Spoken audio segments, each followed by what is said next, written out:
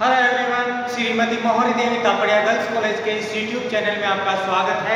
आज हम chemistry class में जो टॉपिक आपके डिस्कस करने वाले हैं वो आपके हैं crystal field stabilising energy, crystal क्षेत्र स्थायीकरण ऊर्जा।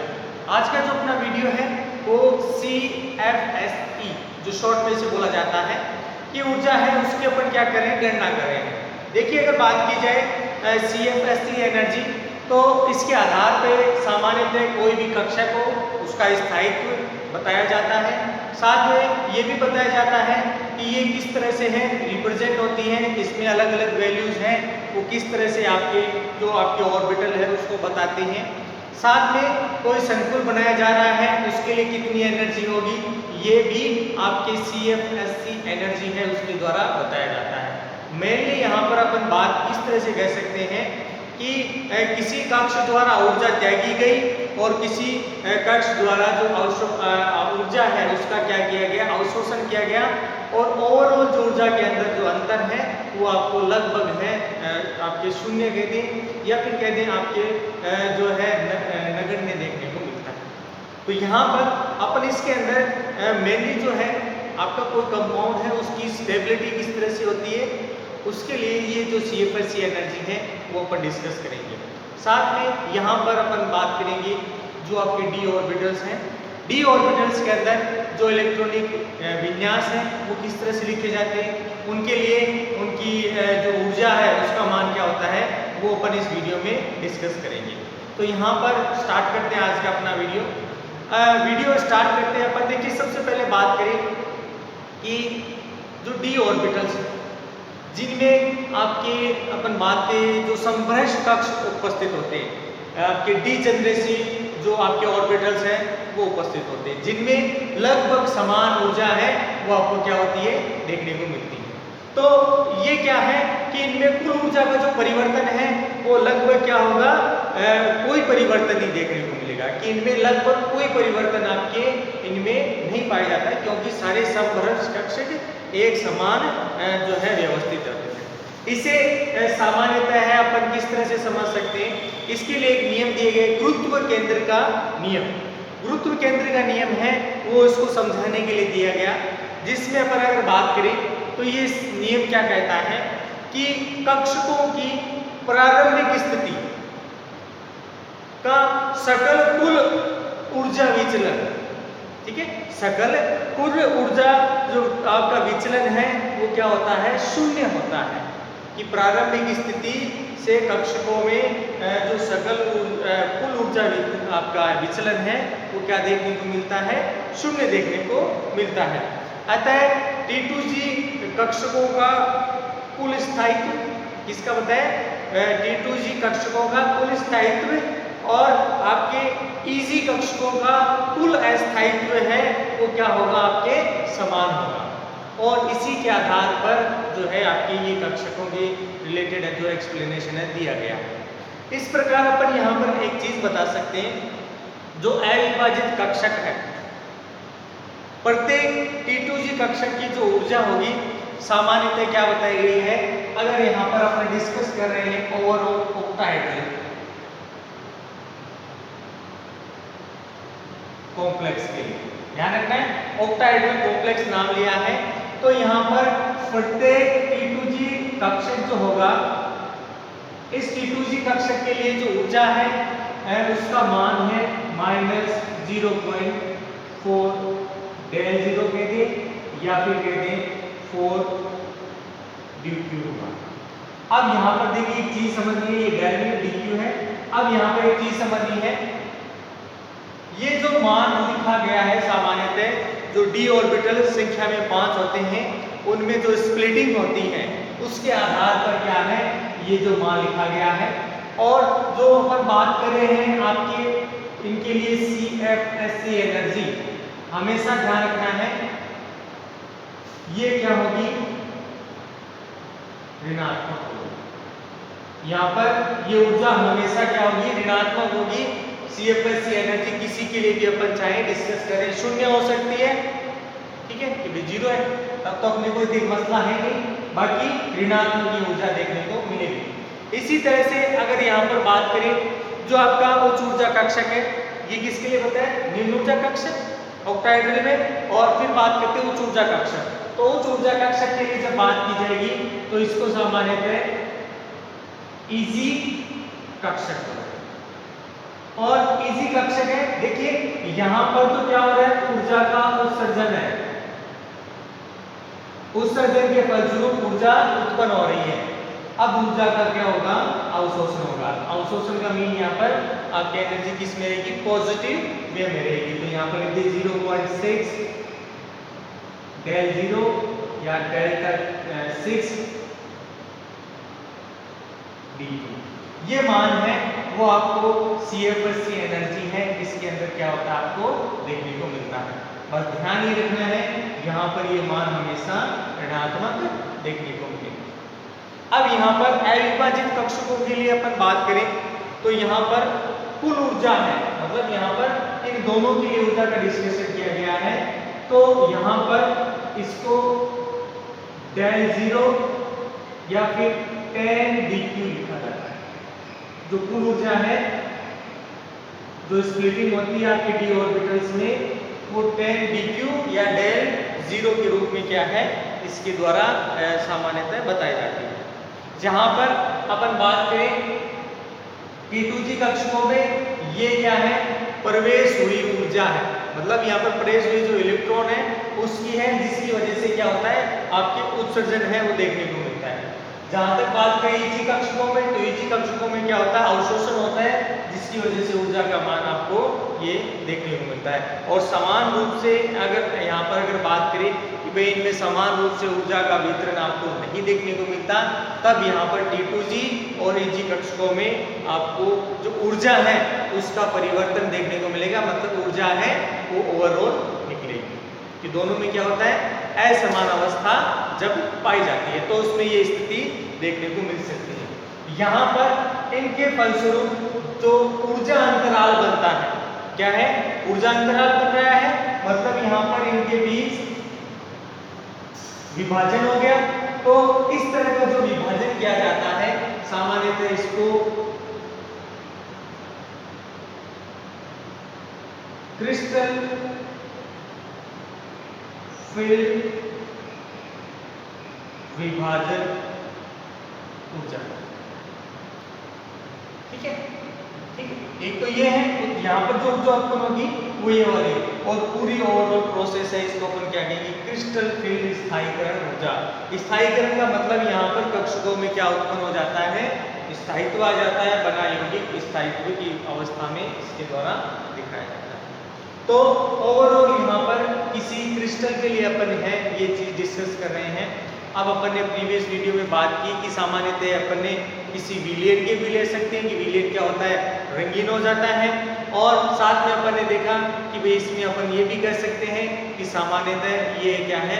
ठोस रूप में भी है। तो ये चीज अपन जो है जो कलर प्रॉपर्टी से रिलेटेड ये अपन इसमें साथ में इसमें बात भी करेंगे। लेकिन जो मेन आपका टॉपिक था क्रिस्टल फील्ड स्टेबलाइजिंग एनर्जी, उसका वैल्यू अपन इस तरह से, इस आधार पर अपन क्या कह सकते हैं कि जो डी ऑर्बिटल्स हैं उनकी गणना के लिए जो CFS की ऊर्जा है उसके लिए एक समीकरण दिया गया है। उस समीकरण के आधार पर जो है इन दोनों को मान को लिखा गया है और ऑक्टाहेड्रल कॉम्प्लेक्स के लिए आज अपन इसमें लिखने वाले हैं। देखिए अगर यहाँ पर ऑक्टाहेड्रल की जगह टेट्राहेड्रल होता तो यहाँ पर जो T2G कक्षक है, जो EG कक्षक है, ये एक दूसरे से उलट जाते हैं, मतलब इसके विपरीत हो जाते हैं। प्लस यहाँ पर सिर्फ T2 कक्षक रहता है और यहाँ पर E कक्षक रहता है। और सामान्यतः अभी देखिए अगर बात करें तो ये निम्न ऊर्जा का कक्षक है, ये उच्च ऊर्जा का कक्षक है। जैसे ही आपका टेट्राहेड्रल की बात होगी, ये उच्च ऊर्जा का कक्षक होगा, ये निम्न ऊर्जा का, तो ये निम्न उच्च ऊर्जा का T2 और ये E आपका निम्न ऊर्जा का कक्षक हो जाता है। ये थोड़ा आपको इसमें ध्यान रखना है। अब यहाँ पर देखिए मैं पहले आपको स्प्लिटिंग दिखाता हूँ आपके जो डी ऑर्बिटल से। डी ऑर्बिटल के अंदर जो स्प्लिटिंग होगी, स्प्लिटिंग की वजह से ही क्या है आपको उच्च ऊर्जा और निम्न ऊर्जा कक्षक है वो आपको देखने को मिलते हैं, मतलब प्राप्त होंगे। तो यहाँ पर अपन जो डी ऑर्बिटल्स हैं उनमें स्प्लिटिंग की बात करेंगे। अब अगर बात की जाए डी ऑर्बिटल तो डी ऑर्बिटल संख्या में कितने होते हैं भाई? 5, 1 2 3 4 5 हो गए। अब यहाँ पर इसमें स्प्लिटिंग होती है,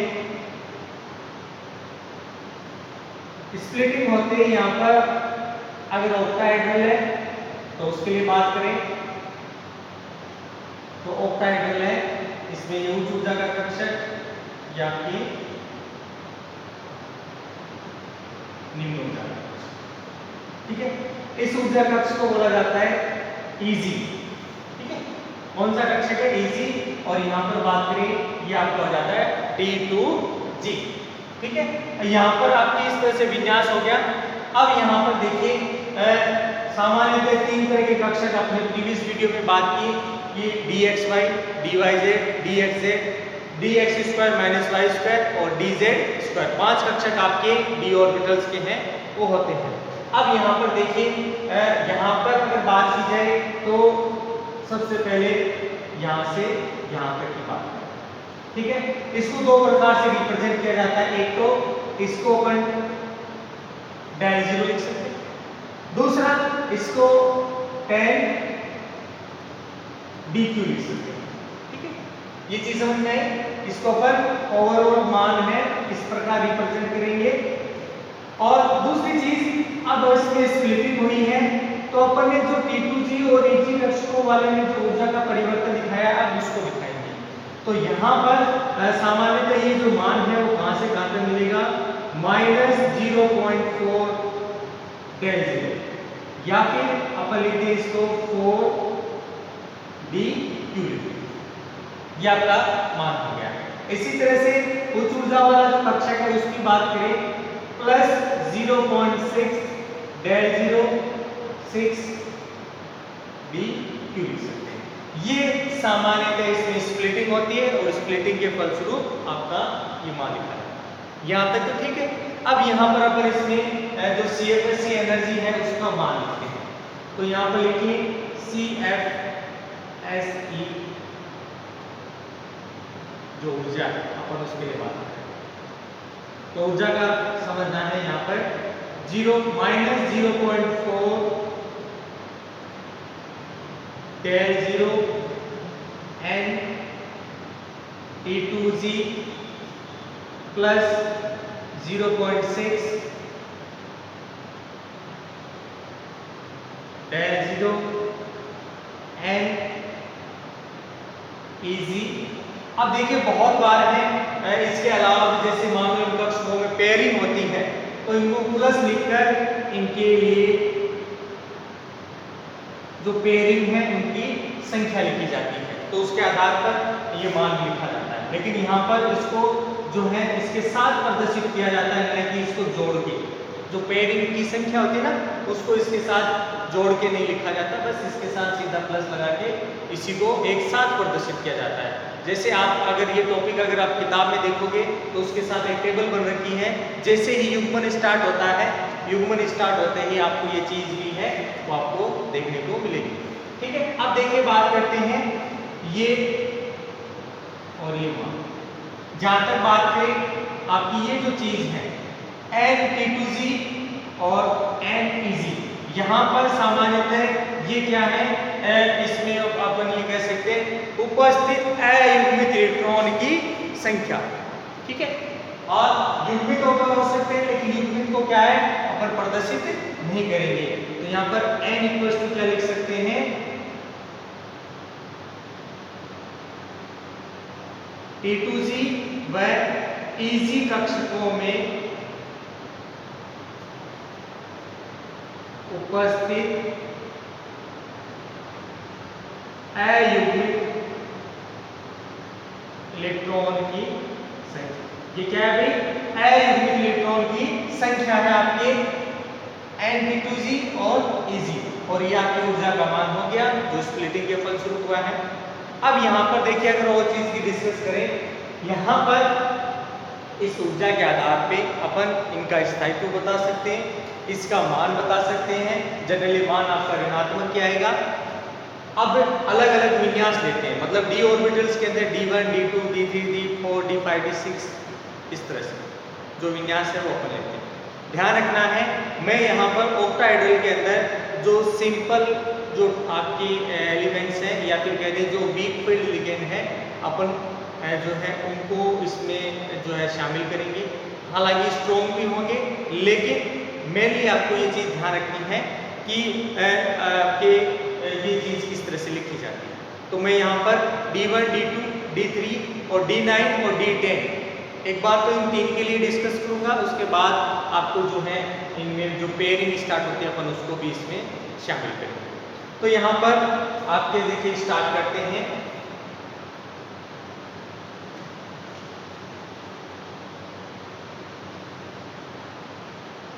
तो यहाँ पर आपको स्टार्ट करना है। तो सबसे पहले देखिए यहाँ पर अगर बात करें अपन, जैसे मैं पहले स्टार्ट कर रहा हूँ आपका जो विन्यास लिख रहा हूँ मैं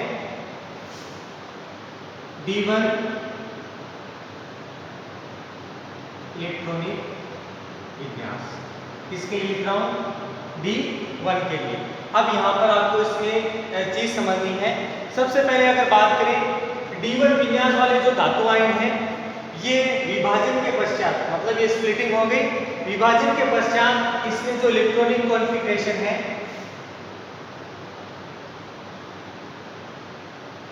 सामान्यतः इसमें जो इलेक्ट्रॉनिक कॉन्फ़िगरेशन है वो कौन सा देखने को मिलेगा? T1 और Eg के अंदर इसका विन्यास अगर बात करें इसमें तो Eg0, इसलिए इसको लिखने की जरूरत नहीं है। तो D1 विन्यास वाले जो आपके उपस्थित हैं उनके लिए T2G1 जो इलेक्ट्रॉन है वो आपको इसमें देखने को मिलता है। अब यहाँ पर देखिए बात करते हैं CFSC वाले में। पहले यहाँ पर देखिए, जैसे मैंने एक इलेक्ट्रॉन यहाँ पर लिख दिया। सामान्यतः ऑप्पो सिद्धांत से आपने पढ़ रखा है कि ऊर्जा इलेक्ट्रॉन पहले उन कक्षकों में जाएगा निम्न ऊर्जा के। निम्न ऊर्जा के कौन से हैं? T2G। तो यहाँ पर इलेक्ट्रॉन किसमें आ गया? एक इलेक्ट्रॉन T2G में आ गया आपका T2G। तो यहाँ पर अगर अपन बात करें तो जो आपके यहाँ पर ऊर्जा का मान, ये ओवरऑल क्या हो जाता है? यहाँ पर आपको शून्य देखने को मिलता है। ओवरऑल मान क्या हो गया? यहाँ पर 0 हो गया। अब यहाँ पर बात करते हैं कौन से कक्षकों के लिए, तो यहाँ पर अपन इसको बात करते हैं, इसमें ये वाले जो Eg T2G है। अब यहाँ पर T2G में n का मान कितना है? 1 है। यहाँ पर n इक्वल्स टू क्या है? 1 है। n इक्वल्स टू क्या हो गया? 1 हो गया। तो यहाँ पर ओवरऑल मान कितना आ गया? तो T2G के लिए जो CFSC ऊर्जा है, अगर उसकी बात की जाए तो जो आपके शुरुआत में यहाँ पर है वही हो जाती है। तो CFSC है -0.4 del 0 हो जाती है। इसका मीन यह है कि ये जो ऊर्जा है वो कितनी है? ये है। और किस रूप में होगी? तो इसका साइन ये बताता है कि ये क्या होगी? ऋणात्मक होगी। किसके लिए? D1 के लिए। देखें इसी तरह से बात करें, यहाँ पर मैं किसके लिए डिस्कस करूं? D2 के लिए। तो यहाँ पर D2 के लिए समझे, अगर D2 विन्यास लिखते हैं तो यहाँ पर मेनली जो आपका इलेक्ट्रॉनिक कॉन्फ़िगरेशन है, एक तो उसमें अंतर आता है। तो इलेक्ट्रॉनिक कॉन्फ़िगरेशन जो आपको देखने को मिलेगा कि इसमें क्या है? D2 है, ये हो गया। अब ये हो गया। इसका मीन यह है कि यहाँ पर जो n इक्वल्स टू 1 है वो कितना हो जाता है? 2 हो जाता है। अब अगर इसमें मल्टीप्लाई कर देंगे तो ये कितना हो जाता है? 8। तो यहाँ पर जो इलेक्ट्रॉन का डिस्ट्रीब्यूशन अगर दिखाएं, ये आपका इसमें इलेक्ट्रॉन का डिस्ट्रीब्यूशन होता है। अगर अपन यहाँ पर बात करें, ये तो D2 के लिए हो गया।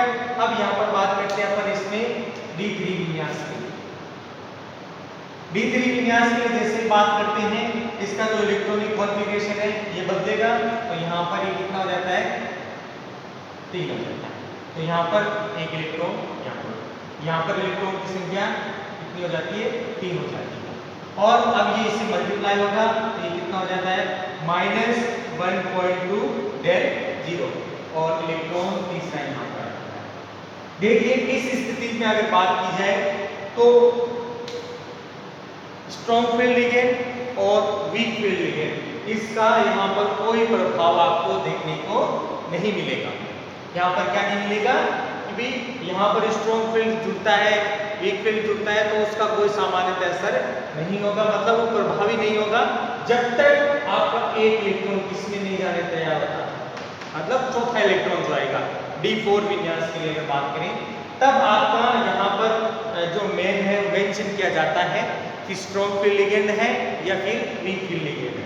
अगर स्ट्रॉन्ग फील्ड लिगेंड है तो आपका जो चौथा इलेक्ट्रॉन है वो इसी में डिस्ट्रीब्यूट हो जाता है, मतलब निम्न ऊर्जा के कक्षकों में, और यहाँ पर जो है लो स्पिन देखने को मिलती है, निम्न चक्रण है वो आपको देखने को मिलता है, और अयुग्मित इलेक्ट्रॉन की संख्या घट जाती है, जिससे इनका चुंबकीय आघूर्ण कम हो जाता है, और साथ में बात करें यहाँ पर पेयरिंग की संख्या बढ़ जाती है।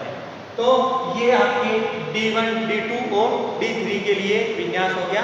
अपन अपने अगले वीडियो के अंदर आगे की जो है वो भी डिस्कस करेंगे। इसके साथ अपन अब जो डिस्कस करने वाले हैं वो विन्यास देख रहे हैं अपन किसके लिए, D9 के लिए। तो यहाँ पर अगर बात करें D9 के लिए जब इनका इलेक्ट्रॉनिक कॉन्फ़िगरेशन देखा गया तो यहाँ पर सामान्यतः जो है स्थिति देखी गई, तो यहाँ पर इसका जो इलेक्ट्रॉनिक कॉन्फ़िगरेशन है उसमें जो स्थिति है वो आपकी इलेक्ट्रॉनिक कॉन्फ़िगरेशन की वो किस तरह से रही है। तो यहाँ पर बात करें P2G6 EG3, क्या देखने को मिले, 9 इलेक्ट्रॉन क्या है डी कक्षक में उपस्थित है, तो यहाँ पर इलेक्ट्रॉन का डिस्ट्रीब्यूशन इस तरह से हो जाता है। यहाँ पर भी वही स्थिति है कि जब इनमें स्ट्रॉन्ग फील्ड या वीक फील्ड लगता है तब इसमें इलेक्ट्रॉनिक कॉन्फ़िगरेशन में कोई अंतर नहीं आता, क्योंकि पहले से ये तो पूरे पेड है। और यहाँ पर अगर स्थिति की बात करें तो यहाँ पर एक कक्षक में पेड इलेक्ट्रॉन है और एक अकेला रहता है सिंगल अयुग्मित इलेक्ट्रॉन, तो यहाँ पर भी इसका कोई प्रभाव देखने को नहीं मिलेगा। अब यहाँ पर इलेक्ट्रॉनिक कॉन्फ़िगरेशन देखिए, सबसे पहले यहाँ पर बात करें, ये आपका हो गया D9 विन्यास, तो यहाँ पर इलेक्ट्रॉन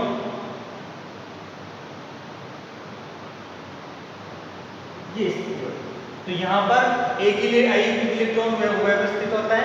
तो यहाँ पर सामान्यतः अब यहाँ पर अपन डिस्कस करें तो पेयरिंग की संख्या बढ़ जाती है। तो अब यहाँ पर अपन दिखाएंगे कि पेड़ कितनी है। तो यहाँ पर देखिए पेड़ की संख्या अगर बात करें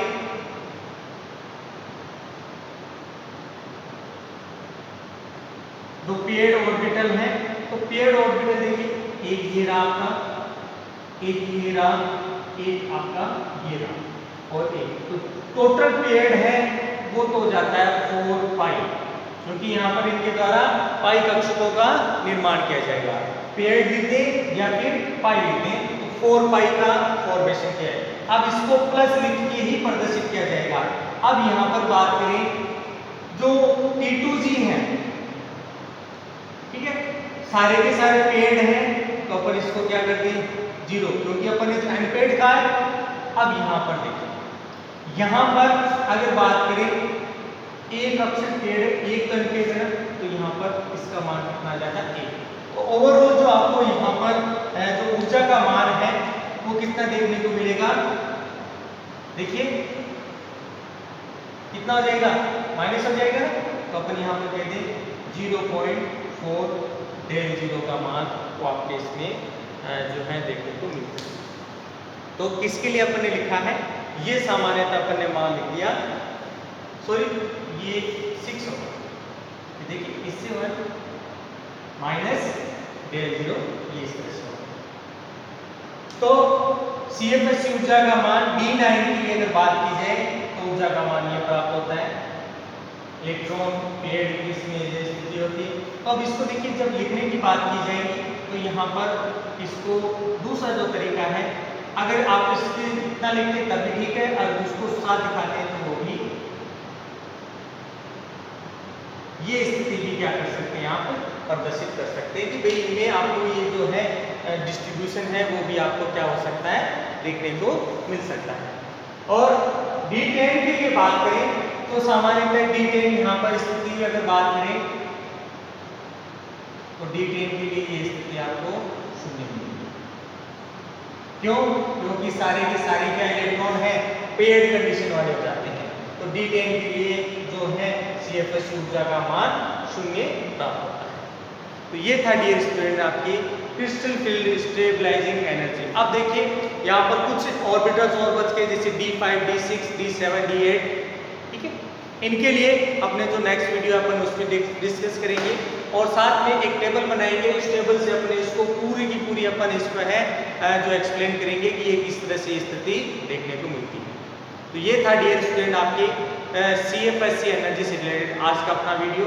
ध्यान रखिए, अगर इससे रिलेटेड जो अगर बात करें तो एग्जाम से रिलेटेड बहुत इंपॉर्टेंट टॉपिक है। इससे रिलेटेड कोई ना कोई सवाल है वो आपके एग्जाम से पूछा जाता है। आई होप यू आज का वीडियो आपको पसंद आएगा। वीडियो को लाइक करें, शेयर करें और इससे रिलेटेड आपके जो नोट्स है बढ़ाते रहें। और इस वीडियो को देखने के लिए धन्यवाद।